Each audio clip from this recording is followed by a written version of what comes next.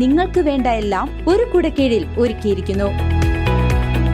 ജനത family Bazar, കോൺവെന്റിന് മുൻവശം, ജനത jewellery building, Chelakkara.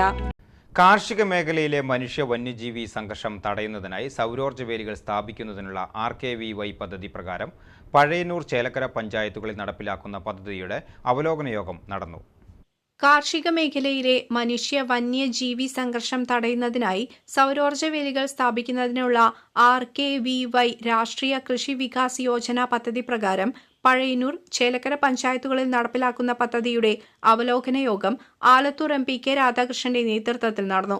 2 പഞ്ചായത്തുകളിലുമായി 29.55 kilometre ദൂരം സൗരോർജ്ജ വേലി സ്ഥാപിക്കുന്നതിന് 71.25 ലക്ഷം രൂപയാണ് വകയിരുത്തിയിട്ടുള്ളത്. പഴയന്നൂർ പഞ്ചായത്തിലെ തിരുമണി മുതൽ ചേലക്കര പഞ്ചായത്തിലെ മണ്ണാത്തിപ്പാറ വരെയുള്ള സ്ഥലത്താണ് പദ്ധതി നടപ്പിലാക്കുന്നത്. പദ്ധതി വിജയകരമായി നടപ്പിലാക്കുന്നതിന്റെ ഭാഗമായി വാർഡ് തലത്തിൽ ഗുണഭോക്തൃ സമിതികൾ രൂപീകരിച്ച് പരമാവധി പൊതുജന പങ്കാളിത്തം ഉറപ്പാക്കണമെന്ന് MP യോഗത്തിൽ അഭിപ്രായപ്പെട്ടു. പഞ്ചായത്തുകളുടെ നേതൃത്വത്തിൽ കൃഷി, വനം വകുപ്പ്, KSEB, അനാർട്ട്, തൊഴിലുറപ്പ് പദ്ധതി എന്നിവ ഏകോപിപ്പിച്ചായിരിക്കും പദ്ധതികൾ നടപ്പിലാക്കേണ്ടതെന്നും യോഗത്തിൽ നിർദ്ദേശിച്ചു.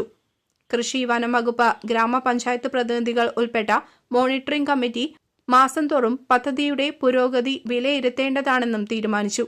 യോഗത്തിൽ Pazhayannur block panchayat president KM Ashraf, Chelakkara ഗ്രാമപഞ്ചായത്ത് president MK Padmaja, vice president H Shaleel, ജില്ലാ പഞ്ചായത്ത് മെമ്പർമായ ടീച്ചർ, പഴയന്നൂർ ബ്ലോക്ക് ആരോഗ്യ വിദ്യാഭ്യാസ standing committee chairman KP Sreejayan, കൃഷി assistant director Joseph John Therattil, deputy forest range officer SN Rajesh, ഗ്രാമപഞ്ചായത്തിലെ വാർഡ് മെമ്പർമാർ, വനം വകുപ്പ് ഉദ്യോഗസ്ഥർ എന്നിവർ യോഗത്തിൽ പങ്കെടുത്തു.